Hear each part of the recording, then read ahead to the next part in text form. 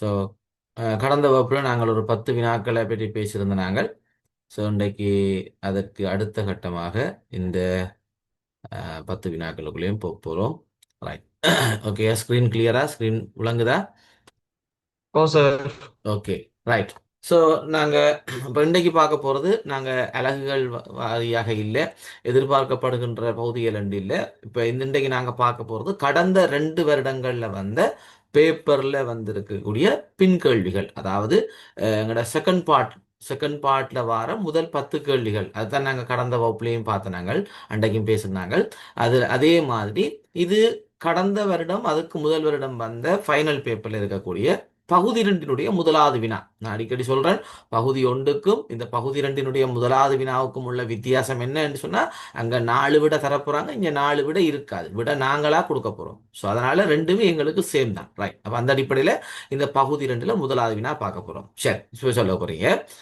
வளமை போல இதோட டிஸ்கஷன் கிளாஸ், எங்களோட கிளாஸ் வளமையா டிஸ்கஷனாக தான் போறது. ஸோ போன கிளாஸ் உங்களுக்கு தெரியும். ஸோ நீங்க டிஸ்கஸ் வந்தால் தான் நாங்களும் வந்து கதைச்சு கொண்டு போகலாம். ஸோ அந்த போர் இல்லாமல் கிளாஸ் போய் கொண்டிருக்கும். ரைட்.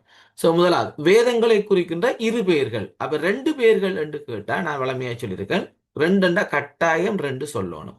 கூட சொல்றதால எங்களுக்கு பிரச்சனை இல்லை. ஆனா நாங்க கூட சொல்லக்குள்ள பிழையான பெயர்களை சொன்னா எங்களுக்கு அந்த முழு புள்ளிகள் வாரணங்கள்ல சில நேரங்கள்ல ஒரு பிரச்சனை உண்டு வரும். அப்ப ஆகையினால 2 கேட்டா 2 கொடுத்தா போதும். பட் எங்களுக்கு தெரிஞ்சிருக்க வேண்டும் அடிப்படையில் நாங்க இப்ப சொல்லுவோம். அப்ப சொல்லுங்க, அப்ப வேதங்களை குறிக்கக்கூடிய பெயர்கள் என்னென்ன பெயர்கள் இருக்கு? சுருதி, சுருதி, எழுதாமறை, எழுதாமறை, சுருதி அபௌர்ஷயம். சுருதி, அபௌர்ஷயம். அப்ப சுருதி வந்திருக்கு, எழுதாமறை வந்திருக்கு, அபௌர்ஷயம் வந்திருக்கு. Okay, very good. வேற வேற பெயர்கள் இருக்கா வேதங்களுக்கு? எழுதா கிளவி. எழுதா கிளவி. ஓகே, 4வது விட எழுதா கிளவி வந்திருக்கு. சுருதி, அபௌர்ஷயம், எழுதாமறை, எழுதா கிளவி. ஓகே, இப்போ விடைகளை பார்ப்போம். சுருதி என்றொரு விடை இருக்கு, சுயம்பு என்றொரு விடை இருக்கிறது, ஆம்நேயம் என்றொரு விடை இருக்கு, அபௌர்ஷேயம் என்றொரு பெயர் இருக்கிறது, எழுதாமறை இருக்கிறது, எழுதா கிளவி இருக்கு. சரி, இப்போ உடனே பார்ப்போம். சுருதி என்றதன் பொருள் என்ன? ஏன் சுருதி என்று வேதம் அழைக்கப்படுது? வேதங்கள் ஏன் சுருதி என்று அழைக்கப்படுது? காதால் கேட்கப்படுவதா? காதால் கேட்டு வருவதா? ஓகே, செவி வழியாக காதால கேட்கப்பட்டு. இப்ப இலகுவ ஞாபகம் வச்சுக்கொள்ளுங்க, சுருதி என்றது இசை. இப்ப சுருதி பெட்டி இசை கேட்கல சுருதி. அப்ப சுருதியை கேட்டுத்தான் பாடல்கள் பாடுவாங்க இல்லையா, இசை பாடுவார்கள். அப்ப அதே மாதிரி இந்த வேதம் என்ன செய்தது? ஆரம்ப காலத்துல குரு சீடர்களுக்கு இடையில இருந்தது. அப்ப குரு சொல்ல சீடர்கள் கேட்டுக்கொண்டார்கள். நாங்க இப்ப இந்த காலம் மாதிரி எழுதுறதோ இல்லாட்டி நோட் பண்றதோ எதுவுமே கிடையாது. அப்ப குரு சொல்ல சீடர் கேட்கிறது. அப்ப காதாலே கேட்கப்பட்டு வந்ததுனால வேதங்களுக்கு சுருதி என்ற ஒரு பெயர் வந்தது. ரைட். 2வது பெயர் சுயம்பு என்று சொல்லப்படுறதுக்கான காரணம் தெரியுமா? சுயம்பு, சுயம்பு. இயல்பாகவே தோன்றி. ரைட். சுயம்பு என்று சொன்னா, இப்ப நாங்கள் இலங்கையில 2 தான் தோன்றி ஈஸ்வரம் இருக்குன்னு சொல்லியிருக்கோம். இலங்கையில 2 தான் தோன்றி ஈச்சரங்கள் எங்கெங்க இருக்கு? தான் தோன்றி ஈச்சரங்கள் கொக்கட்டிச்சோலை தான் தோன்றி ஈச்சரம் உண்டு. கழுதாவளை பிள்ளையார். இல்ல, கழுதாவளை பிள்ளையார் வந்து தான் தோன்றி ஈச்சரம் இல்ல. தான் தோன்றி ஈச்சரம் என்றது 2. ஒன்று கொக்கட்டிச்சோலை, மற்றது கொக்கட்டிச்சோலை உங்களோட சிலபஸ்ல இருக்கு, தெரியும். இன்னொரு தான் தோன்றி ஈச்சரம் முல்லைத்தீவு மாவட்டத்தில் இருக்கு. முல்லைத்தீவு மாவட்டத்தில் இருக்கு 2வது தான் தோன்றீச்சரம். ஒட்டு சுட்டான் என்று சொல்லுவோம். சரியா? முல்லைத்தீவுல இருக்கிற ஒட்டு சுட்டான் தான் தோன்றீச்சரம் 2வது. சோ இது 2ம் தான் தோன்றி ஈச்சரங்கள். இந்த தான் தோன்றி ஈச்சரங்கள் இருக்கிற லிங்கத்தை சுயம்பு லிங்கம் என்று சொல்லுவோம். தான் தோன்றி ஈச்சரத்தில் இருக்கிற லிங்கங்களை சுயம்பு லிங்கம், அதாவது தானாகவே தோன்றியது. இப்ப கழுதாவளையில் இருக்கிற பிள்ளையாருக்கு சுயம்பு லிங்க பிள்ளையார் என்று பெயர். கழுதாவளையில சுயம்பு லிங்க பிள்ளையார் என்று பெயர். ஆனா அது தான் தோன்றி ஈச்சரம் கிடையாது. அது தான் தோன்றி ஈச்சரம் கிடையாது. தான் தோன்றி ஈச்சரம் என்றது இலங்கையில 2 இருக்கு. ஒன்று கொக்கட்டிச்சோலை மட்டக்களப்பில் இருக்கிறது, 2வது முல்லைத்தீவு மாவட்டத்தில் ஒட்டு சுட்டான் என்ற இடத்துல இருக்கு. சோ இங்க இருக்கக்கூடிய லிங்கம் சுயம்பு லிங்கம். அப்ப சுயம்பு என்றா என்னண்டா தானாகவே தோன்றியது என்று பொருள். சுயம்பு என்றால் தானாக. அப்ப வேதங்களை பொறுத்த வரைக்கும் வேதங்கள் தாமாகவே தோன்றின என்பது மரபு. அது என்ன தாமாக தோன்றின என்றால் வேதங்கள் வந்து இறைவனால் அருளப்பட்டது. அப்ப வேறு யாருமே உருவாக்கல.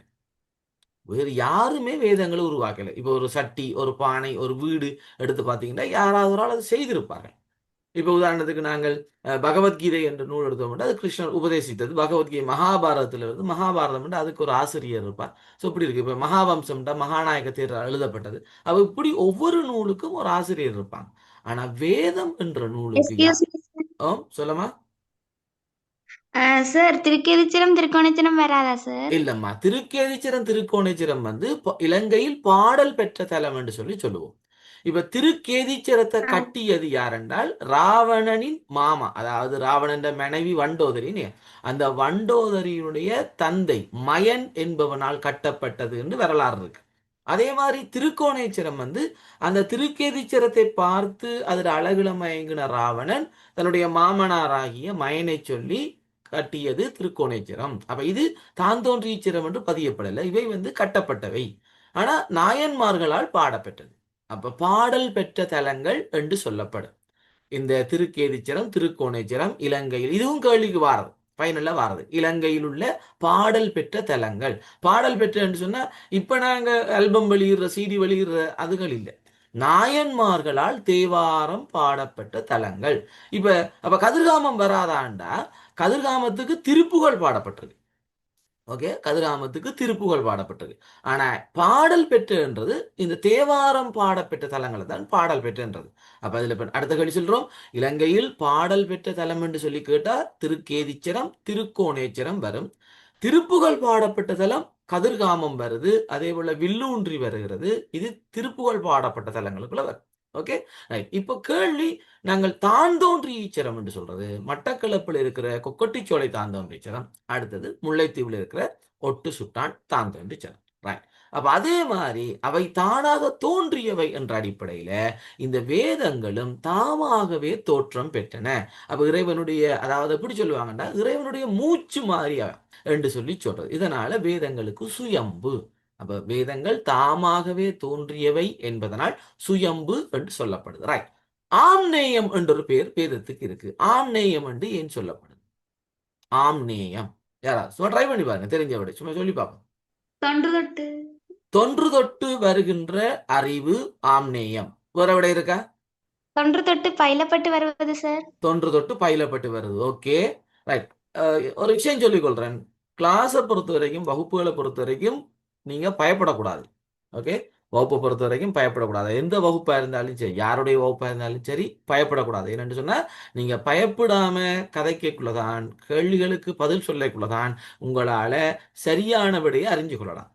எக்ஸாமை பொறுத்த வரைக்கும் ஞாபகத்துல வர விடையெல்லாம் எழுதக்கூடாது இல்லையா? பரீட்சையை பொறுத்த வரைக்கும் சரியான விட எழுதணும். ஆனா வகுப்பை பொறுத்த வரைக்கும் உங்களுக்கு நினைவுல வாரதை சொல்லிக் கொள்ளும். அப்பதான் அது சரியா பிள்ளையான்றது உங்களுக்கு தெரியும். சில நேரம் நீங்க சரியான விடையை நினைச்சு கொண்டே இருப்பீங்க, இதான் விடை என்று கதைக்கவும் மாட்டீங்க. அந்த கேள்வியை தாண்டிட்டு நாங்க போயிடுவோம். போன பிறகு திரும்பி இருந்து யோசிப்பீங்க, ஐயோ இந்த கேள்வியை கேட்டிருக்கலாம் இல்லையா? இப்ப கேட்ட மாதிரி இப்ப திருக்கேச்சரம் திருக்கோணேச்சரம் சுயம் தாந்தோண்டீச்சரமா இல்லையா?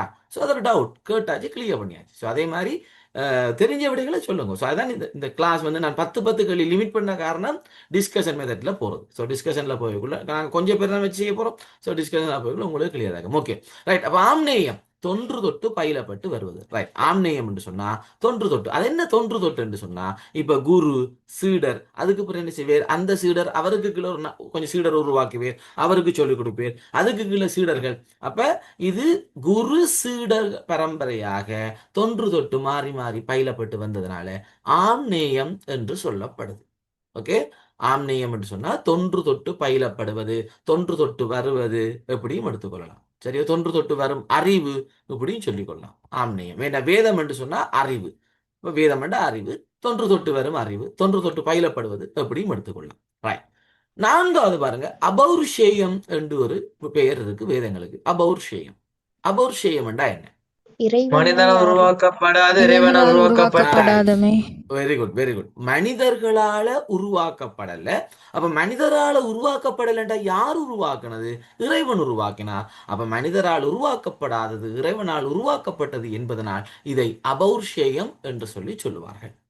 அடுத்தது எழுதாமறை. உங்களுக்கு தெரியும், எழுதாமறை என்று சொன்னா எழுதப்படாதது. என்ன எழுதப்படாத. ஓ வெரி குட். ஏட்டில் எழுதப்படாது. நாங்கள் கொப்பியில் எழுதுறோம்ன்ற மாதிரி ஏட்டில் எழுதப்படாதது என்பதனால எழுதாமறை என்று சொல்லப்படும்.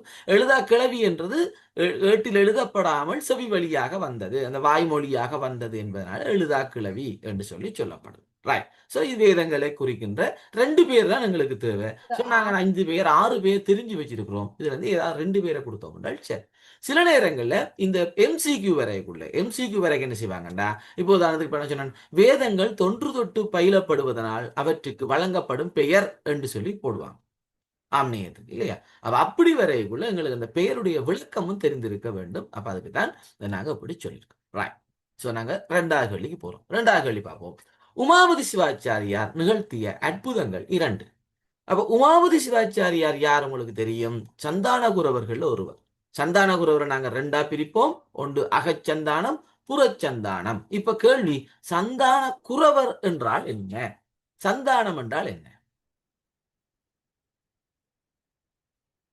பரம்பரை சார். பரம்பரை. அப்ப சமயகுரவருக்கும் சந்தானகுரவருக்கும் என்ன வித்தியாசம்? யாராவது சமயகுரவர்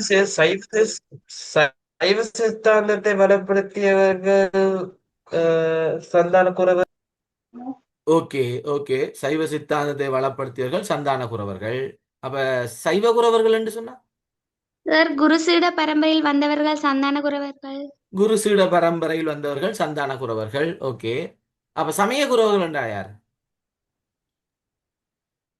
சமயக்குறவர்கள்னா சமயத்தை வழிபடுத்தியவர்கள், சந்தான குறவர்னா சைவ சித்தாந்தத்தை வளப்படுத்தியவர்கள்னு சொல்லலாம். ரைட். சமயகுரவர்கள் வந்து சமயத்தை வழிபடுத்தியவர்கள், சந்தானகுரவர்கள் சைவ சித்தாந்தத்தை வளப்படுத்தியவர்கள். வேற விட இருக்கா? வேற விட இருக்கா? ரைட்.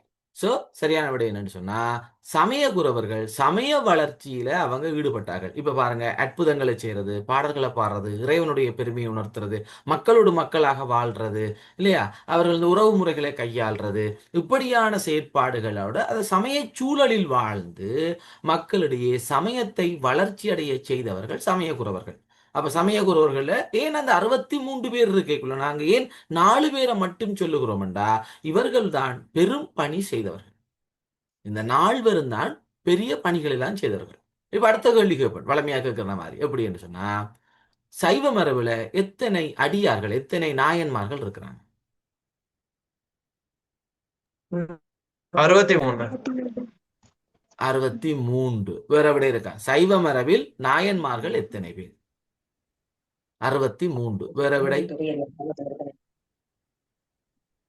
9 தொகையடியார்கள், 63 தனியடியார்கள். ஓகே. 9 தொகையடியார்கள், 63 தனியடியார்கள். இது இன்னும் கொஞ்சம் தெளிவா இருக்கு. இப்ப நான் திருப்பியும் கேட்கிறேன், சைவ சமயத்தில் காணப்படுகின்ற நாயன்மார்கள் தனியடியார்கள் எத்தனை பேர்? திருப்பி கேட்கிறேன். 64 பேர். 63ல இருந்து இப்ப ஒன்று கூட்டிட்டு 64, இடையில 68 விடையும் வந்திருக்கு. அதன் 68 கணக்கு என்ன? 68 கணக்கு 68 கிடையாது. ரைட். 64 எப்படி வந்தது? 64 இப்ப 63 தனியடியார்கள், 9 தொகையடியார்கள். 64 எப்படி வந்தது? இப்ப யோசிப்பீங்க, இதுக்கு தான் நாங்க விட சொல்றோம்ல. நாங்க விட சொன்னா இவர் கேள்வி கேட்பேர். ரைட். இந்த 63 எப்படி வந்தது? 63 தனியடியார்கள், 9 தொகையடியார்கள். எப்படி இந்த 63 வந்தது? 63 சொன்னாங்க. 2 விடையும் சரி, பயப்படாங்க. 2 விடையும் சரி. 63 சரி, 64 சரி. அது 63 சரி, 64 சரி. அப்ப எது சரி? நாங்க கேள்வியில கேட்டா எதை எழுதுறது? எக்ஸாம் பேப்பர்ல கேட்டா நாங்க எதை போடுறது? 63, 64. ஸோ கேள்வியை பொறுத்து விடை மாறும். கேள்வியை பொறுத்து. அதென்ன 63 என்று சொன்னா, பெரிய புராணம் சொல்லுகின்ற சிவனடியார்கள் அல்லது பெரிய புராணம் சொல்லுகின்ற நாயன்மார்கள் 63 பேர். சரியா? வடியா கவனிச்சு கொள்ளணும். வடியா குறிச்சு நோட் பண்ணி கொள்ளுங்க. பெரிய புராணம் குறிப்பிடும் சைவ நாயன்மார்கள் அல்லது அடியார்கள் 63. அதான் அப்போது சொன்ன மாதிரி தனியடியார்கள் 63 பேரும், தொகையடியார்கள் எத்தனை? 9 பேரும் வருவார்கள். இது பெரிய புராணம் குறிப்பிடுகின்ற அடியார்கள். அப்ப 64 என்ன என்று சொன்னா, இந்த பெரிய புராணத்துல ஒரு அடியாரை பற்றி சொல்லல. பெரிய புராணம் எல்லாரையும் சொல்லுது. ஆனா ஒரே ஒரு சிவனடியாரை, ஒரே ஒரு நாயன்மாரை இங்க பெரிய புராணம் குறிப்பிடவில்லை. அந்த ஒருவரை சேர்த்து 64 என்று சொல்லுவோம். யார் அந்த ஒருவர்? அப்ப கேள்வி எப்படி வரும்? பெரிய புராணத்தில் குறிப்பிடப்படாத சைவ நாயனார் யார்? அல்ல சிவனடியார் யார்? யார் அந்த ஒருவர்? சேர்க்கல. சேக்கிழார் நாயன்மாருக்குள்ள வரமாட்டேன். அவர் நூல்களை அருளியவர் என்றதுக்குள்ள வருவார். திருமுறை ஆசிரியருக்குள்ள வருவார். பெருமாள், என்னம்மா? சேரமான் பெருமாள். இல்ல, சேரமான் பெருமாள் வாரேன். சேரமான் பெருமாள் நாயனார் வருவார். அவர் சுந்தரருடைய நண்பர் இல்லையா? அப்ப சுந்தரர் திருத்தொண்டர் தொகையில ஆம் சேரமான் சார். பெருமாள் நாயனையும் பாடுறேன். அதாவது இது என்ன விளக்கம்டா, சுந்தரர் யார் யாரையெல்லாம் பாடி இருக்கிறாரோ, சுந்தரர் மொத்தம் 61 பேரை பற்றி பாடுவீர். சுந்தரருடைய திருத்தொண்டர் தொகையில 61 பேரை பற்றி பாடுறேன். அந்த 61 பேரையும் சேக்கிழார் எடுத்து பாடுறேன். அந்த 61 பேரோட, சரி 60 பேரை சுந்தரர் பாடுறார். அந்த 60 பேரோட சுந்தரர் ஒரு ஆள். அப்ப 61. என்ன, சுந்தரர் தன்னை பற்றி பாடி இருக்க மாட்டேன். சோ 61. அப்ப சுந்தரருடைய அம்மா அப்பா பெற்றோர்கள், அப்ப அவங்க 2 பேர். அப்ப 61 2 63. அப்ப சேக்கிழார் என்ன செய்யறார்? சுந்தரர் 60 பேரை பற்றி பாட, அந்த 60ஓட சுந்தரர், சுந்தருடைய தாய், தந்தையார் 3 பேரையும் சேர்த்து 63 பேரை சேக்கிழார் பாரு. இதால தான் பெரிய புராணத்துல 63 பேர் வந்தது. அப்ப சேரமான் பெருமாள் நாயனாரை பற்றி சுந்தரர் பாடியிருக்கிறேன். அப்ப சுந்தரர் பாடாத ஒருவர் யார்? நம்பியாண்டா நம்பி. நம்பியாண்டன் நம்பி இதுக்குள்ள வரமாட்டது ஐயா. அவர் திருமுறைகளை தொகுத்தவர். அப்ப சேக்கிழாருக்கும் பிறகு வாரார். அவர் நாயன்மாருக்குள்ள இல்ல. அவர் திருமுறைகளை தொகுத்தார். திருமுறை ஆசிரியர்கள் வேற. ஆசிரியர் என்ற அடிப்படையில் வருகிறார். அவர் நாயன்மாருக்குள்ள வரமாட்டேன். இப்ப நாயன்மார் என்றா மக்களோட மக்களாக வாழ்ந்து அவங்க இந்த அற்புதங்களை செய்து, சமய பணிகளை செய்து, சமய உண்மைகளை வெளிப்படுத்தியவர்கள். அப்ப அதுக்குள்ள இவங்க வரல. சேக்கிழார், இந்த நம்பியான நம்பியெல்லாம் இல்லை. உங்களுக்கு நல்லா தெரிஞ்ச ஒருவர் அவர் தான் இதுக்குள்ள வரல. சரி, ஒரு க்ளூ தாரணை. மாணிக்க வாசகர். மாணிக்க வாசகர். மாணிக்க வாசகர். ஓகே, அப்ப க்ளூல இருந்து தப்பிட்டீங்க. ஒரு க்ளூ தந்திருந்தா இன்னொரு கேள்வி எக்ஸ்ட்ரா வந்திருக்கு. நம்ம அந்த கேள்வியை நாங்க இன்னொரு நாளே போடுவோம். மாணிக்க வாசகரை பற்றி சுந்தரர் பாடல்ல. அப்ப கேள்வி, திருத்தொண்டர் தொகையில வராத நாயனாரும் மாணிக்க வாசகர். சுந்தரர் மாணிக்க வாசகரை பாடாததுனால சேக்கிழாரும் பெரிய புராணத்துல மாணிக்க வாசகரை பற்றி பாடல. நீங்க மாணிக்க வாசகரை பற்றி படிக்கக்குள்ள அவருடைய வரலாறு பற்றி அறிந்து கொள்றதுக்கு என்னென்ன நூல்கள் தந்திருக்காங்க கவனிச்சு பார்த்திருக்கீங்களா? மாணிக்க வாசகர் 11ஆம் ஆண்டுல மாணிக்க வாசகரை பற்றி படிக்கக்குள்ள அவருடைய வரலாறை அறிந்து கொள்றதுக்கு 2 நூல்கள் போட்டிருப்பாங்க. கவனிச்சிருக்கிறீங்களா? திருவாத ஊரடிகள் புராணம். கவனிச்சிங்களா? அப்படி ஒரு பேர் இருந்தது. ஓ சார். ரைட். அப்ப பெரிய புராணத்துல இவருடைய வரலாறு இல்லாததுனால வேறு நூல்கள், திருவாத ஊரடிகள் புராணம் இப்படியான நூல்கள்ல தான் மாணிக்கவாசருடைய சிறப்புகள், வரலாறுகள் சொல்லப்பட்டது. சரியா? அப்ப அது என்ன காரணம்? அது பெரிய விளக்கம். அது நம்ம இப்ப எக்ஸாமுக்கு இப்ப தேவையில்லை. இதை மட்டும் தெரிஞ்சா போதும். என்னோட கேள்வி ஒன்று, இப்ப பெரிய புராணத்தில் குறிப்பிடப்படாத சிவனடியார், இல்லாட்டி 63 நாயன்மார்கள், பெரிய புராணம் குறிப்பிடுகின்ற நாயன்மார்கள் எத்தனை? இப்ப கேள்வி எப்படி வரும்? பெரிய புராணத்தில் குறிப்பிடப்பட்டுள்ள நாயன்மார்கள் எத்தனை பேர் என்றா 63. சைவ மரபில் காணப்படுகின்ற நாயன்மார் எத்தனை பேர் என்றா 64. அப்ப விடுபட்டவர் யாரு? மாணிக்கவாசகர். சரி, இப்ப அந்த தனியடியார், தொகையடியார் என்றா யார்? தனி என்றா என்ன, தொகை என்றா என்ன? தனி என்றா எத்தனையை குறிக்கும்? ஒன்றா நிறையவா? ஒன்று இல்லையா? தனி என்பது ஒன்றை குறிக்கும். ஒன்று, தனி ஒருவர். சோ தனி அடியார் என்றா இந்த 63 பேரும் தனித்தனி ஆக்கள். இப்ப சுந்தரர் எத்தனை பேர் என்றா ஒருவர். திருஞான சம்பந்தர் எத்தனை பேர்? ஒருவர். திருநாவுக்கரசர் எத்தனை பேர்? ஒருவர். அப்ப இவர்கள் எல்லாம் தனி அடியார்கள் என்று சொல்லப்படுவார். தனித்தனி நாயன்மார்கள், தனி அடியார்கள். தொகையடியார் யாருன்னா ஒரு கூட்டமாக இருக்கக்கூடிய அடியார்கள், ஒரு கூட்டமாக இருப்பவர்கள். இப்ப உதாரணத்துக்கு தில்லைவாழ் அந்தணர்கள். தில்லைவாழ் அந்தணர்கள் நாங்க திருஞான சம்பந்தர் வரலாறுல படிச்சிருப்பீங்க.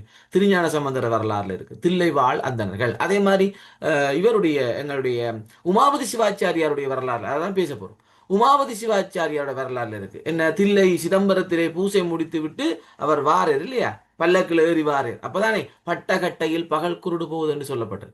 அப்ப தில்லை சிதம்பரத்துல பூசை முடிச்சுட்டு வாரர். அப்ப இங்க இந்த தில்லைவாழ் அந்தணர்கள் என்று சொல்லக்குள்ள தில்லை என்றது சிதம்பரத்தை குறிக்கும். அப்ப சிதம்பரத்துல வாழ்கின்ற, வசிக்கின்ற அந்தணர்கள் எத்தனை பேருண்டா 3000 பேர் இருப்பாங்களாம். சிதம்பரத்துல 3000 அந்தணர்கள் இருக்காங்களாம். அப்ப அந்த 3000 பேரையும் எப்படி பேர் சொல்றது? சொல்ல முடியாது இல்லையா? அப்ப அதனால அவங்களுக்கு ஒரு பொதுவான பேர் என்ன? தில்லைவாழ் அந்தணர்கள். சுந்தரருடைய முதலாவது பாட்டை தொடங்கும் திருத்தொண்ட தொகையின் முதலாவது வரி தில்லைவாழ் அந்தணர்தம் அடியார்க்கும் அடியேன். தில்லைவாழ் அந்தணர்தம் அடியார்க்கும் அடியேன் திருத்தொண்டர் தொகையில முதலாவது பாடம். இறைவன் அடி எடுத்து கொடுக்கிறேன். என்ன எங்க அவர் ஆலயத்துல போய் நிற்கிறார். எந்த ஆலயத்தில் நின்று பாடினேர்? திருத்தொண்டர் தொகை பாடப்பட்ட ஆலயம் எது? சுந்தரர் திருத்தொண்டர் தொகை பாடிய ஆலயம். சுந்தரர் திருத்தொண்டர் தொகை பாடிய ஆலயம் எது? சுந்தரர் திருத்தொண்டர் தொகை பாடிய ஆலயம் எது? சரி, ஒரு க்ளூதாரன். இந்த ஆலயத்துல ஒரு மண்டபம் இருக்கு. ஆலயத்துல ஒரு மண்டபம் இருக்காம். அந்த மண்டபம் 1000 பாட்கடல் போல விளங்குமாம். தேவாசிரியர் மண்டபம். தேவாசிரியர் மண்டபம். Very good. தேவாசிரியர் என்னவன்? தேவாசிரியர் ஓகே, தேவாசிரிய மண்டபம். இப்ப கேள்வி எந்த ஆலயம் என்று தான் கேட்டான், என்ன மண்டபம் என்று கேட்கல. திருவாரூர் கோயில். திருவாரூர் கோயில். Very good. சரியா? இந்த திருவாரூர் கோயிலுக்கு சுந்தரர் வாரேர். திருவாரூர் கோயில்ல வந்து நின்ற சுந்தரர் அங்க வந்திருக்கிற சிவனடியார்கள் எல்லாம் பார்க்கிறேன். அவங்களுக்கு எல்லாம் நான் சேவை செய்யணும். எப்படி சேவை செய்யறேன்னு இறைவன்கிட்ட கேட்கிறேன். அப்ப இறைவன் சொல்றார் என்ன? இவர்கள் எல்லோரையும் போற்றி பாடு என்று சொல்றேன். எப்படி பாடுற என்று கேட்க இறைவனை அடி எடுத்து கொடுக்கிறார். தில்லைவாழ் அந்தனர் என்று அடி எடுத்து கொடுத்தோன்னு சுந்தரர் பாரு தில்லைவாழ் அந்தனர் தம் அடியார்க்கும் அடியேன் திருநீல கண்டத்து குயவனார்க்கும் அடியேன் என்று சொல்லி எல்லா நாயன்மார்களுடைய பேரையும் சொல்லி அடியேன் அடியேன் என்று பாரு. அப்ப இதைத்தான் தொகையடியார். தொகையடியார் என்றா ஒரு கூட்டத்தை குறிப்பது. அப்ப தனியடியார் தொகையடியார் என்று 2 விஷயம் இருக்கு. ரைட். அப்ப இந்த நாயன்மார்களை பற்றி சொன்னா நாயன்மார்கள் சமயத்தை வளர்ப்பதற்காக பாடுபட்டவர்கள் என்று சொல்லிட்டோம். அதே மாதிரி இவங்க சமயக்குறவர்கள். சந்தான குரவர் யாரென்றா அதுக்கும் அருமையா சொன்னீங்க. சைவ சித்தாந்த சிந்தனைகளை வளர்த்தெடுத்தவர்கள் சந்தான குரவர்கள். அதுக்கு இன்னொரு விதமா சொல்லலாம், குரு சீட மரபிலே வந்தவர்கள் சந்தான குரவர்னு சொல்லலாம். சரியா? குரு சீட மரபிலே வந்தவர்கள் சந்தான குரவர்கள். அவங்கள நாங்க 2ஆ பிரிக்கிறோம், அகச்சந்தானம் புறச்சந்தானம். அகச்சந்தானம் உங்களுக்கு தெரியும், கைலாயத்திலே இருந்தவர்கள். புறச்சந்தானம் கீழே பூலோகத்துல இருந்தவர்கள், அது உங்களுக்கு தெரியும். இந்த சந்தான குரவன் மரபுல புறச்சந்தான குரவர்கள் ஒருவராக உமாபதி சிவாச்சாரியார் வாரேர், அதுவும் உங்களுக்கு தெரியும். சோ இந்த உமாபதி சிவாச்சாரியார் செய்த அற்புதங்கள் எவை? சொல்லுங்க. என்னென்ன அற்புதங்கள் உமாபதி சிவாச்சாரியார் செய்திருக்கிறார்? மார்கழி மாத கொடியேற்ற திருவிழாவிலே ஏறாது நின்ற கொடிக்கவி ஏற்றி. Okay, right. அப்ப ஏறாமல், அதாவது சிதம்பரம் ஆலயத்துல மார்கழி மாதத்திலே கொடி ஏறாமல் தடைப்படுகிறது. ஏறாமல் என்ற கொடியை ஏறுவதற்காக கொடிக்கவி பாடினார். அப்ப இது ஒரு அற்புதம். ஓகே, வேற? முள்ளிச்செடிக்கு முத்தி கொடுத்தார். வேற? கோயில் வாசலில் இருந்த நந்தியை பேச வைத்தார். கோயில் வாசலில் இருந்த நந்தியை பேச வைத்தார். உமாவதி சிவாச்சாரியாரா? ஓ சார். Okay, right. ஓகே, புது விஷயம், நான் இதை கொஞ்சம் கேள்விப்படல. ஓகே, குறிச்சு கொள்வோம், நானும் பார்த்துக்கொள்றேன். ரைட். ஓகே, வேற? இன்னும் முக்கியமான 2 அற்புதம் இருக்கு. பெற்றான் சாம்பானுக்கு. Very good, very good. Petran சாம்பானுக்கு முத்தி கொடுத்தார். இந்த பெற்றான் சாம்பானுக்கு முத்தி கொடுக்கக்குள்ளதான் முள்ளிச்செடிக்கு முத்தி கொடுக்கப்பட்டது. அப்ப கொடிக்கவி பாடி ஏறாதன் என்ற கொடியேற்றியது, பெற்றான் சாம்பானுக்கு முத்தி கொடுத்தது, முள்ளிச்செடிக்கு முத்தி கொடுத்தது.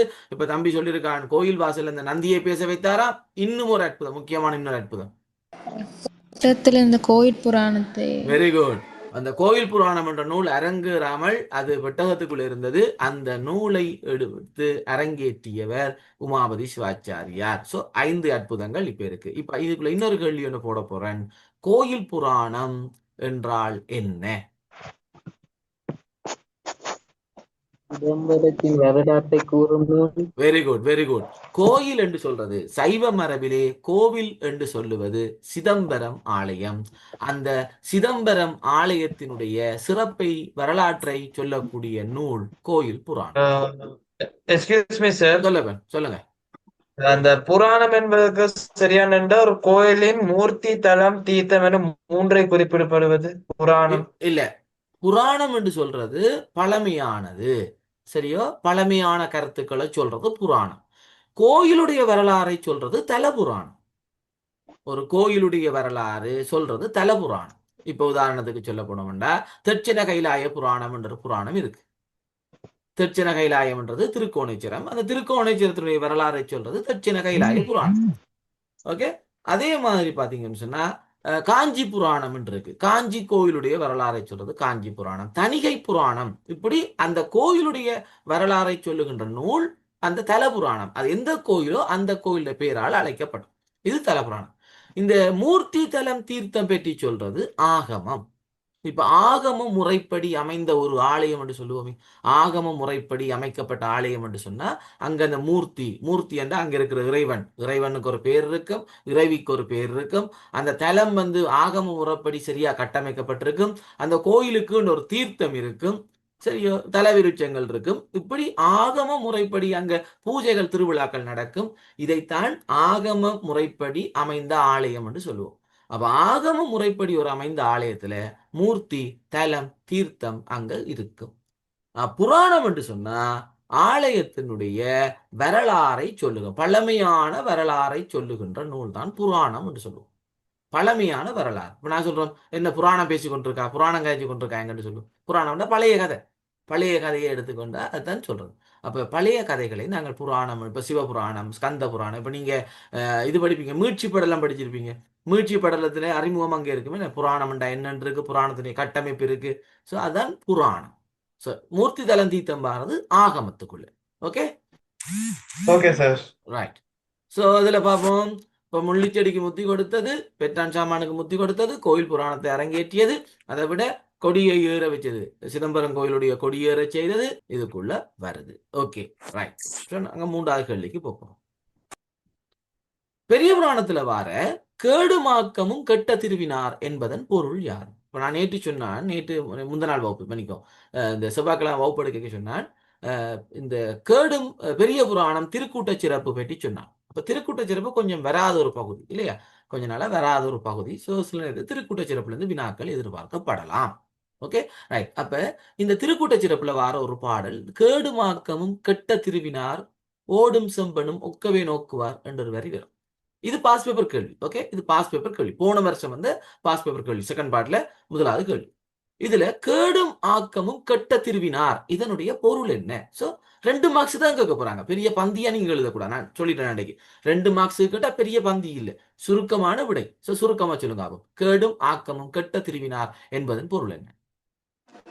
சிவனடியார். இன்பம் துன்பம் அற்ற நிலை. இன்பம் துன்பம் அற்ற நிலை இல்ல, சிவனடியார்கள். இந்த பாடல் ஃபுல்லா திருக்கட்ட சிறப்பு ஃபுல்லாவே சிவனடியார்கள் தான் சொல்லுது. இதுல சிவனடியார பெருமை தான் சொல்லப்படுது. இந்த வரியினுடைய விளக்கம் என்ன? இந்த வரியின் விளக்கம் என்ன? கேடும் ஆக்கமும் கெட்ட திருவினார், இந்த வரியினுடைய விளக்கம். ரைட். திரு என்று சொன்னா செல்வம், சரியா? அழித்தலும் சொல்லமா? அழித்தலும் உருவாக்கலும் சிவனடியார் கையில். அழித்தலும் உருவாக்கலும் அழித்தலும் உருவாக்கலும் சிவனடியார்களின் கையில் இருக்கு, அப்படியா? ரைட். இல்ல, கொஞ்சம் கிட்ட வந்துட்டான், கொஞ்சம் கிட்ட வந்துட்டீங்க. அதுவும் இல்ல, கொஞ்சம் திருத்துவோம். சொல்லவன் வீழ்ச்சியும் உயர்வும் இல்லாத நிலை. இல்ல இல்ல. ரைட். சரி, கூட யோசிக்காங்க. ரைட். சிம்பிளா சொல்லித்தரேன். கேள்வியை நாங்க விளங்கிக் கொள்வோம். ஓகே, கேள்வியை விளங்குவோம். இந்த பாட்டை பாருங்க. கேடும் ஆக்கம். நீங்க இந்த கேடு ஆக்கம் கூட யோசிக்கிறீங்க, அப்படிலாம் யோசிக்காங்க. நான் பின்னால இருந்து வரேன். திரு அண்டா என்ன? செல்வம். திரு அண்டா என்ன? செல்வம். செல்வம் எப்படிப்பட்டது? செல்வம் வரும் போகும். காசு அப்படித்தானே, காசு இன்றைக்கு வரும் நாளைக்கு போகும்னு சொல்லுவாங்க. அப்ப செல்வம் எப்படிப்பட்டதுண்டா? அழியக்கூடியது, வரக்கூடியது. அப்ப கேடு என்றா அழியும், ஆக்கம் என்றா வளரும். இது பாருங்க, கேடுமாக்கமும் திரு என்ற என்ன? கேடுமாக்கமும் இல்லை, இங்க கெட்ட திருவினார். இந்த சிவனடியார்கள்ட்ட இருக்கிற செல்வம் எப்படிப்பட்டாலாம்? மற்றவர்களுடைய கையில இருக்கிற மாதிரி, உலகியல் வாழ்க்கையில் இருக்கிறவங்க கையில இருக்கிற மாதிரி அழியக்கூடிய செல்வம் இல்லையா, வளருகின்ற செல்வமும் இல்லையா. அந்த செல்வம் அழியிற வளர்ற செல்வம் இல்லை, அது எப்பவும் நிலையாக இருக்கக்கூடிய செல்வம். அது என்ன நிலையா இருக்கக்கூடிய செல்வம்? இப்ப எங்கள்கிட்ட இருக்கிற செல்வம் எல்லாம், காசெல்லாம் வரும் போகும். என்னமா? பக்தி பக்தி. Very good, very good. So இந்த சிவனடியார்கள் சிவபெருமான் மீது ஆழ்ந்த பக்தி உடையவர்கள். அந்த பக்தி செல்வத்தை போல வளர்தல் அழிதல் எல்லாம் இல்லாதது, அது எப்பவுமே நிலையாக இருப்பது என்று சொல்றாங்க. அது அடுத்த வரி வரும், ஓடும் செம்பொன்னும் ஒக்கவே நோக்குவர். அவங்களுக்கு ரோட்ல கிடக்கிற ஒரு துண்டு ஓடும் ஒன்றுதான், இல்லாட்டி ஒரு 50 பவுன் நகை கிடந்தாலும் ஒன்றுதான். அவங்க எதையுமே கணக்கெடுக்க மாட்டாங்க. ஏனென்றால் அவங்களை பொறுத்த வரைக்கும் இறைவன் மீது சிவபெருமான் மீது ஆழமான பக்தி கொண்டவர்கள். இதைத்தான் கேடும் ஆக்கமும் கெட்ட திருவினார். அப்ப இதனுடைய விளக்கம் என்ன? அதாவது என்ன, அழித்தல் வளர்தல் இல்லாத செல்வம் உடையவர்கள், தேய்தல் வளர்தல் இல்லாத செல்வம் உடையவர்கள் என்று சொல்லி சொன்ன இவ்வளவுதான். சரியா? செல்வம் வரும் போகும், அழியும் உருவாகும். ஆனா சிவனடியாக இருக்கக்கூடிய அந்த பக்தி என்கின்ற செல்வம் அது அழியவும் மாட்டுது, வளரவும் மாட்டுது. அது எப்பவும் ஒரே மாதிரியே இருக்கும், எந்த பாதிப்புமே இல்லாதது. சோ தேய்தல் வளர்தல் இல்லாத செல்வம் உடையவர்கள். ரைட். அப்ப சிவனடியாருடைய சிறப்பு சொல்லப்படுது. ரைட். இப்ப நான் முதலே சொன்னேன் 40 நிமிஷத்துல இந்த ஜூம் கட் ஆகும். திரும்பி ரீஜாயின் பண்ணிக்கொள்ளுங்க. இன்னொரு 1 மினிட்ல இது கட் ஆகும். கட் ஆனோன்னா திரும்பி ரீஜாயின் பண்ணிக்கொள்ளுங்களா. ரைட். அப்ப இங்க சிவனடியார்களுடைய சிறப்பு சொல்லப்படுது. அப்ப நீங்க இந்த வரியை பார்த்துட்டு கணக்கு எழுத தேவையில்லை. ஏன்னா 2 மார்க்ஸுக்கு உரிய கேள்வி, அதனால பார்த்து எழுதிக்கொள்ளுங்க. ரைட். ஓகே. இப்ப அடுத்த கேள்விக்கு போ. சித்தாந்த அட்டகத்தினுள் அடங்கும் நூல்கள் 2. நாங்கள் அப்போது உமாபதி சிவாச்சாரியாரை பற்றி பார்த்த நாங்கள். ஸோ உமாபதி சிவாச்சாரியாருடைய வினாக்கள், அவருடைய படைப்புகள் சித்தாந்த அட்டகத்துக்குள்ள வரப்போகுது. அப்ப சித்தாந்த அட்டகத்துக்குள் அடங்குகின்ற நூல்கள் 2 கேட்க போறாங்க. ரைட். கொடிக்கவி கொடிக்கவி, திருவருட்பயன், திருவருட்பயன், கொடிக்கவி, வினாவெண்பா, வினாவெண்பா, விளக்கம், உண்மைநெறி விளக்கம், உண்மைநெறி விழா, Unmaineri Vilakkam, Sankarpa Nirakaranam, Thiruvarutpayan, Thiruvarutpayan. Okay, very good. Sivaprakasam, Sivaprakasam. So விடைகள் எல்லாம் சொல்லியிருக்கீங்க. பெரும்பாலும் எல்லாருக்கும் தெரியும். அப்ப சித்தாந்த அட்டகம் உங்களுக்கு தெரியும். உமாபதி சிவாச்சாரியாருடைய நூல்கள் 8 நூல்கள் அதுக்குள்ள இருக்கும். அப்ப இந்த 8 நூல்களை தான் நாங்கள் சித்தாந்த அட்டகம் என்று சொல்லுவோம். அது சித்தாந்த கருத்துக்களை உள்ளடக்கிய 8 நூல்கள் அப்படி சொல்லப்படும் இல்லையா. ரைட். அப்ப அந்த நூல்களை பார்த்தோம் என்று சொன்னால் எங்களுக்கு தெரியும். திருவருட்பயன், சிவப்பிரகாசம், கொடிக்கவி, வினாவெண்பா, நெஞ்சு விடுதூது, போற்றி பகருடை, உண்மைநெறி விளக்கம், சங்கற்ப நிராகரணம். சரி. அப்ப இது உங்களுக்கு ஓகே, இதுல நீங்க கிளியரா இருக்கிறீங்க. ஸோ நாங்க அப்படியே அடுத்த வினாவுக்குள்ள போய்கொள்ளலாம். 5வது வினா பாருங்க. வடமோடி தென்மோடி கூத்துக்களில் செல்வாக்கு செலுத்தும் இந்து இலக்கியங்கள் 2. இதுவும் பாஸ் பேப்பர் கேள்வி, போன வருஷம் வந்த கேள்வி. வடமோடி தென்மோடி கூத்துக்களில் செல்வாக்கு செலுத்துகின்ற இந்து இலக்கியங்கள் 2. சொல்லுங்க பாப்போம். ராமாயண, மகாபாரதம், சிலப்பதிகாரம் மகாபாரதம். ஓகே. சோ ராமாயணம் மகாபாரதம் ஒன்று விட வருது. அங்கால சிலப்பதிகாரம் மணிமேகலை ஒன்று விட வருது. ரைட். இப்ப இதுல என்ன கவனிக்கணும்டா, இப்ப இந்த பாடம் எங்க வந்ததுன்னு சொன்னா உங்களுக்கு நாட்டார் கலைகளுக்குள்ள வந்தது. அப்படித்தானே? நாட்டார் வழிபாடு, நாட்டார் கலைகளுக்குள்ள இந்த கூத்துக்கள் பற்றி படிக்கிறீங்க. இந்த வடமோடி தென்மோடி கூத்துகள்ல பயன்படுத்தப்பட்ட இலக்கியம் இதிகாச இலக்கியம், ராமாயணம் மகாபாரதம். ராமாயணம் மகாபாரதம் தான் இந்த வடமோடி தென்மோடி கூத்துகள்ல பயன்படுத்தப்பட்டது. இப்ப அதே மாதிரி நாங்கள் மலையகத்தில் ஒரு கூத்து விசேடமா இருக்கும். மலையகத்தில் ஒரு கூத்து இருக்கும். மலையகத்தில் இருக்கிற கூத்துகள் கேள்விப்பட்டிருக்கீங்களா? மலையகத்துல கூத்து நிகழ்த்துவாங்க, கேள்விப்பட்டிருக்கீங்க? காமன் கூத்து. Very good, very good. இன்னொரு கூத்து இருக்கு, காமன் கூத்து. இன்னொரு கூத்து இருக்கு, பொன்னர் சங்கர். பொன்னர் சங்கர். இது 2ம் மலையகத்துல மாத்திரம்தான் விசேடமா இருக்கு. இப்ப காத்தவராயன் கூத்தை பொறுத்த வரைக்கும் யாழ்ப்பாணத்திலையும் நடைபெறுது. யாழ்ப்பாணத்திலையும் நடைபெறும். இப்ப மலையகத்துல சிறப்பா இருக்கிறது பொன்னர் சங்கரும் காமன் கூத்தும். அப்ப அதே மாதிரி வடமோடி தென்மோடி கூத்துக்களை பொறுத்த வரைக்கும் இங்க பெருசா இடம்பெற இலக்கியங்கள் ராமாயணம் மகாபாரத கதைகள். அப்ப இந்த சிலப்பதிகாரம் மணிமேகலை எங்க வருது? சிலப்பதிகாரம் எங்க வருதுன்னு சொன்னா இந்த கண்ணகி வழிபாடுகளில் இடம்பெறுகின்ற கதைதான் சிலப்பதிகாரம். கண்ணகி வழிபாடுகள்ல சிலப்பதிகார கதை என்ன செய்வாங்க? அவங்க என்னென்ன வடிவங்கள்ல செய்வாங்க?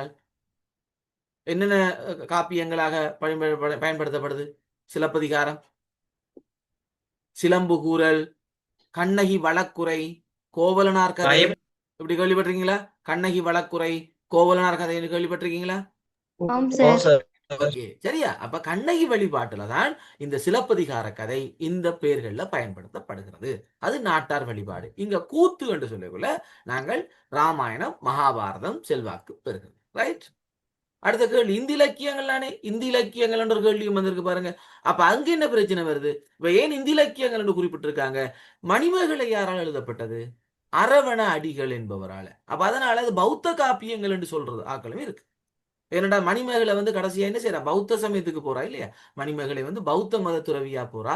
அதனால இது பௌத்த காப்பியம் அப்படின்னு சொல்றாக்களும் இருக்கு. அவதான் கேள்வி இந்து இலக்கியம் என்று இன்னும் தெளிவா தந்திருக்கு. சோ கூத்து நீங்க கூட யோசிக்காங்க. கூத்துக்கள் வடமோடி தென்மோடி கூத்து என்று சொன்னால் ராமாயணம் மகாபாரதம் என்று ஞாபகம் வச்சுக்கொள்ளுங்க. ஓகே. ஆறாம் வினா பாருங்க, திருக்கோவில்களில் இடம்பெறும் திருவிழாக்களால் விளையும் நன்மைகள் 2.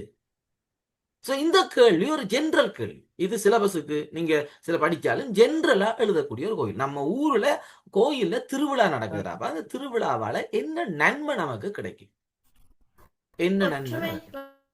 Right, very good. ஆன்மீக உணர்வு பரப்பப்படுதல், ஆ, ஏற்படும் என்னம்மா? ஐந்தொழில்கள் உணர்த்தப்படுதல், ஐந்தொழில் உணர்த்தப்படுதல் அது நன்மையா?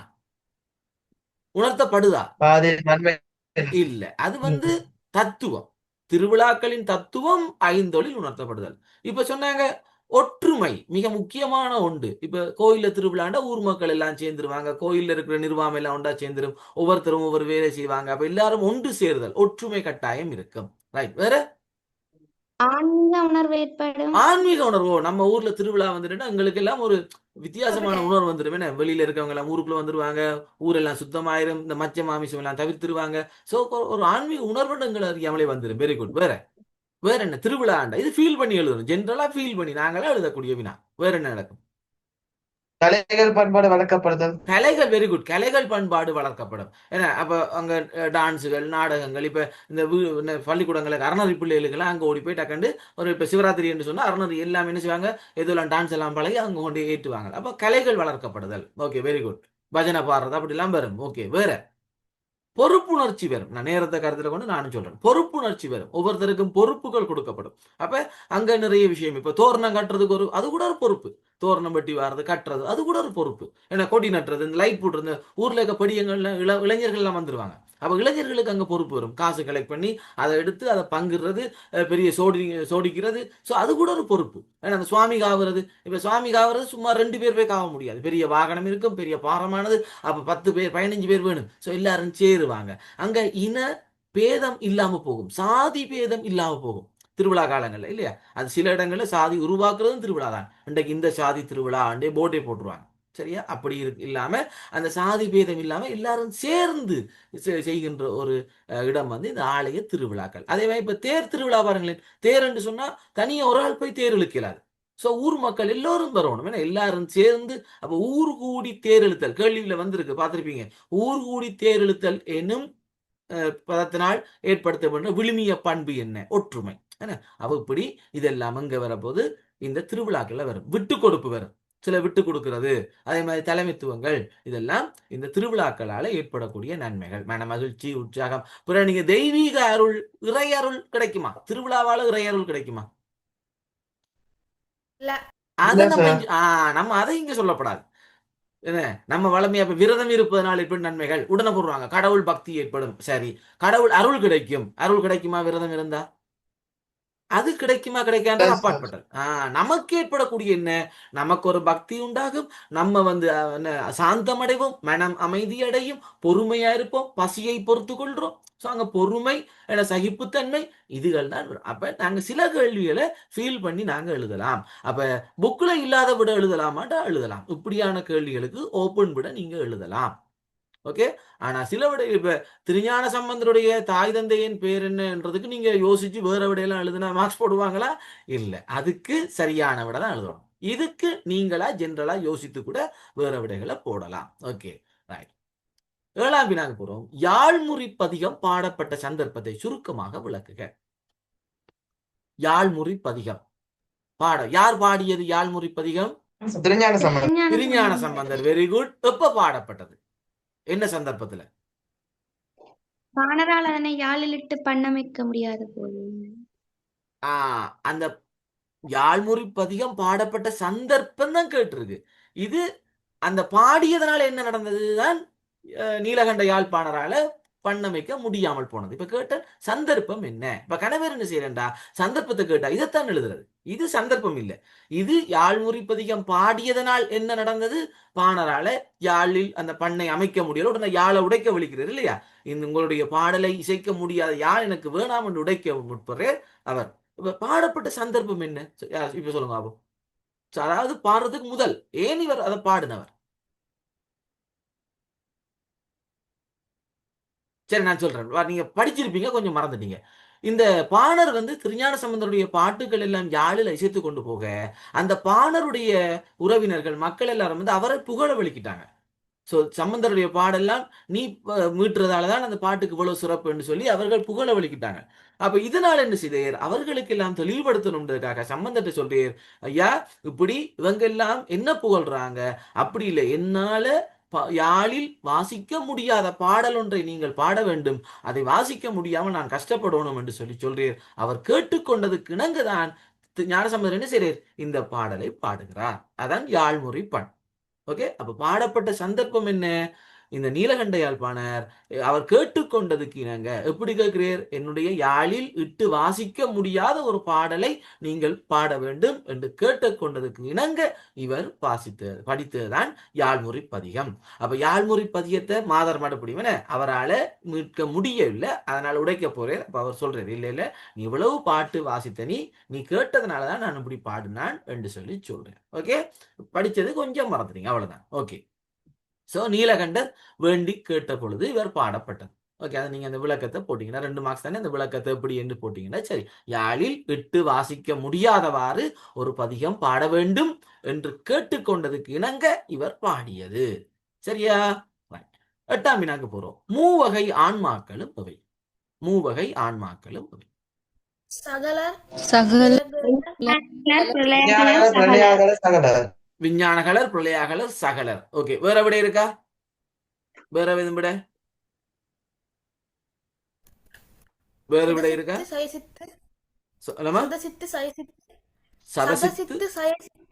சதசித்து சயசித்துவா இல்ல, ஆன்மாக்களை பொறுத்த வரைக்கும் சித்து அசத்து என்ற அடிப்படையில அது சதசித்தும் சிதசித்தும் என்று சொல்லப்படும். சரியா? அது மூவகை ஆன்மாக்களுக்குள்ள இல்ல. மூவகை ஆன்மான்னு சொன்னது இப்ப வந்த விட நான் கேட்டது காரணம் இதான். என்னடா சில பேர் இந்த சிதசித்து சதசித்து கொண்டு வர்றது, சில பேர் அவத்தைகளை கொண்டு வருவாங்க, கேவலாவத்தை சகலாவத்தை, அதுக்காகத்தான் கேட்டான். ஓகே, மூவகை ஆன்மான்னு சொன்னா மலங்களோடு சேர்கின்ற நிலையில ஆன்மாக்கள் 3 வகைப்படும். ஆணவம் மட்டும் கொண்ட ஆன்மா யாரு, விஞ்ஞான கலர். ஆணவமும் கண்மமும் கொண்ட ஆன்மா பிரளயாகலர். 3 மலங்களும் உடைய ஆன்மா சகலர். இப்படி இப்படி மலங்களின் அடிப்படையில ஆன்மாக்கள் வகைப்படுத்தப்படும். இதுதான் 3 வகையான ஆன்மாக்கள். ஓகே, சரி. அப்ப சகலர், பிரளயாகலர், விஞ்ஞான கலர். ரைட். ஸோ அதில் விளக்கமும் உங்களுக்கு ஓகே. இது 5 மார்க்ஸுக்கு வரைகளை 5 மார்க்ஸ் கேள்வி வரைகள் எப்படி வரும், மூவகை ஆன்மாக்களையும் குறிப்பிட்டு விளக்குக என்று வரும். வேண்டா 3ஐயும் சொல்லணும், பிறகு அந்த 3ம் என்னன்னு சொல்லணும். சொன்னா தான் 5 மார்க்ஸ். ரைட். ஸோ அதை கவனிச்சு கொள்ளும். 9வது வினாவுக்கு போறோம். இந்து சமயமானது சனாதன தர்மம் எனப்படுவதன் காரணம் என்ன?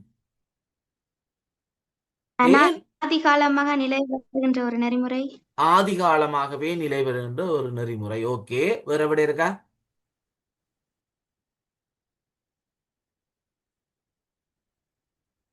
ஆதிகாலமாக நிலை பெறுகின்றது. ஓகே, வேற விடை?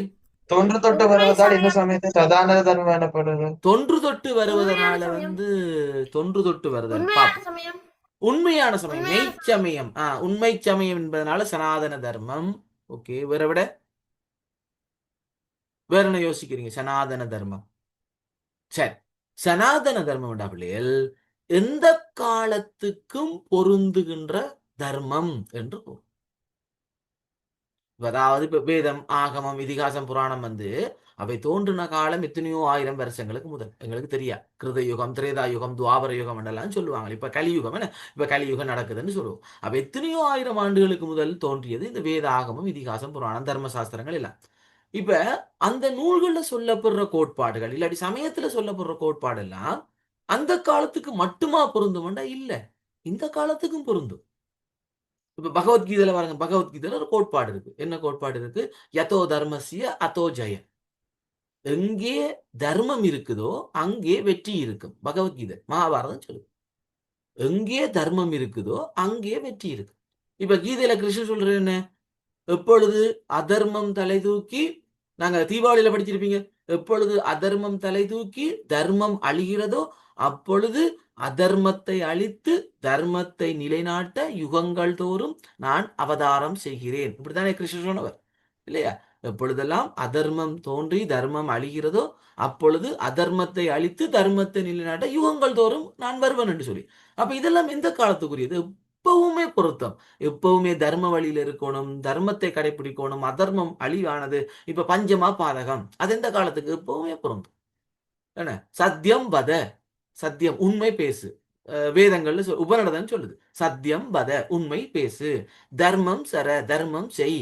மாத்ரு தேவோ பவ, மாத்ரு என்றா அம்மா, தாயை தெய்வமாக போற்று. பித்ரு தேவோ பவ, தந்தையை, பித்ரு என்றா பிதா, தந்தையை தெய்வமாக போற்று. ஆச்சாரிய தேவோ பவ, ஆசாரியன், ஆசிரியரை தெய்வமாக போற்று. அதிதி தேவோ பவ, அதிதி என்ற விருந்தினர்கள், விருந்தினர்களை தெய்வமாக போற்று. பாருங்க, அப்ப உபநிடதங்கள் சொல்லுது. இது எந்த காலத்துக்கும் பொருந்தும். அப்ப இப்படி எங்கட தர்மத்துல எங்கட சைவ சமயம், இந்து சமயத்துல சைவம் என்று சொன்னா பிறகு குழப்பம் வந்துடும். அப்ப எல்லாம் சேர்த்து நாங்க இந்து சமயம், இந்தியாவில தோன்றிய இந்த இந்து சமயத்துல சொல்லப்பட்ட கருத்துக்கள் எந்த காலத்துக்கும் பொருத்தமாக இருப்பதனால இதை சனாதன தர்மம் என்று சொல்லி சொல்றோம். சரியா? இதுதான் விடை. நீங்க ஆரம்பத்துல தோன்றியதா இருந்தாலும் சரி, தொன்று தொட்டு வாரதா இருந்தாலும் சரி, எல்லாமே நம்மளோட சமயம் தான். அது உங்களோட சமயத்தினுடைய சிறப்பு. ஆனா சனாதன தர்மம் என்றா என்ன? எக்காலத்திற்கும் பொருத்தமான விடயங்களை கூறுவது. அப்ப இதுல சொல்லப்பட்ட கருத்துக்கள் எந்த காலத்துக்கும் அழிவற்றது, அது எல்லா காலத்துக்கும் பொருத்தமானது என்பதனால சனாதன தர்மம் என்று சொல்லப்படும். ரைட்? ஓகே. 10வது வினா பாருங்க. நாங்க வேதங்கள்ல முதலாவது ஸ்டார்ட் பண்ணாங்க, ஆகமங்கள்ல கொண்டு முடிக்க போறோம். ஆகமங்களை சிறப்பு நூல் என கூறுவதற்கான காரணம் யார்? இப்ப நாங்க வேதங்கள் என்ன சொல்லுவோம்? பொது நூல் என்று சொல்லுவோம். வேதம் பொது, ஆகமம் சிறப்பு. ஏன் ஆகமங்களை சிறப்பு நூல்கள் என்று சொல்றோம்? உபபிரிவுகளுக்கு வேறுபடும். எப்படியா பெண்? சைவநெறியில் உள்ள உபபிரிவுகளுக்கு வேறுபடும். உபபிரிவுகளுக்கு வேறுபடுமா? ஓ சார். எப்படி சொல்றீங்க? எப்படி வேறுபடும்? இப்ப வைஷ்ணவத்துக்கு ஆகமம் ஒரு வகையில இருக்கும்.